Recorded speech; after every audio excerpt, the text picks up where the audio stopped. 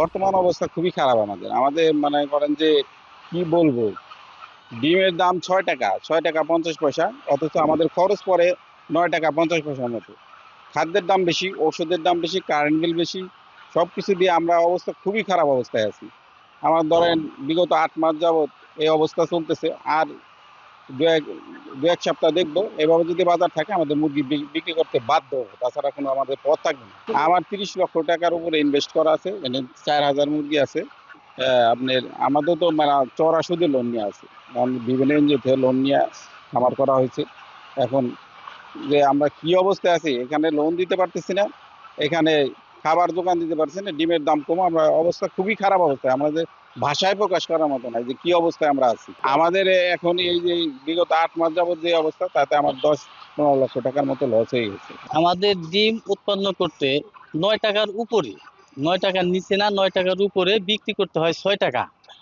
এখন এইটা ওই যে বিভিন্ন আছে, যেমন তেজগা, তারপরে সাবার, এরা রেট করে, এরা কি করে রেট করে বুঝি না। আর আমাদের যে রেট দেয় ওই রেট ভাবে কি চলে, কিন্তু আমাদের প্রতিদিন অনেক টাকা লস হয়। এই লস আসলে এভাবে যদি চলতে থাকে তাহলে আমাদের খামার সব বন্ধ হয়ে যাবে। মানিকগঞ্জ জেলায় লেয়ার যে খামারিগুলি রয়েছে, সেই লেয়ার খামারিগুলির জন্য প্রাণী সম্পদ বিভাগের পরামর্শ হচ্ছে তারা যেন নিজেরা নিজেদের পোলট্রির খাবার তৈরি করে, যদি বিভিন্ন ধরনের আইটেম, বিভিন্ন ধরনের ইনগ্রেডিয়েন্ট খাবারের মিক্সচার করে তারা মুরগিদেরকে খাওয়ায়, তাদের উৎপাদন খরচ অনেক কম পড়বে। এটা প্রাণী সম্পদ বিভাগ থেকে তাদের জন্য পরামর্শ। আসলে আমি দীর্ঘদিন ধরে খামার করতেছি, অনেক টাকা ইনভেস্ট করছি, এইখানে প্রায় 30 লাখ টাকার মতো ইনভেস্ট করে দীর্ঘদিন ধরে ডিমের দাম পাচ্ছি না। লস হওয়ার কারণে আসলে আমরা খামার বন্ধ করে দিতে বাধ্য হয়েছি। প্রায় আমার এই খামারে লস হয়েছে 15 লাখ টাকার মতো।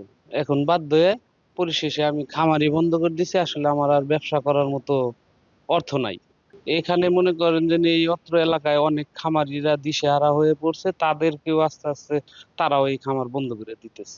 ক্ষতিগ্রস্ত খামারি যারা, তাদের জন্য বাংলাদেশে অনেকগুলি সরকারি বেসরকারি ব্যাংক রয়েছে। তারা চাইলেই ব্যাংক থেকে তারা লোন নিতে পারবে, লোন নিয়ে তাদের কার্যক্রম আবার পরিচালনা করতে পারবে। এবং এই জন্য আমাদের প্রতি মাসেই আমাদের মানিকগঞ্জ জেলায় ব্যাংক কর্মকর্তাদেরকে নিয়ে মিটিং হয়। সেই মিটিংয়ে আমি উপস্থাপন করতে পারবো ইনশাল্লাহ যে যাদের যে সমস্ত খামারিরা ক্ষতিগ্রস্ত হয়েছে, এবং ক্ষতিগ্রস্ত খামারিরা যদি উপযুক্ত প্রমাণক সহ তারা উপস্থাপন করতে পারে, তাহলে আমরা তাদের জন্য লোনের ব্যবস্থা করতে পারবো ইনশাল্লাহ।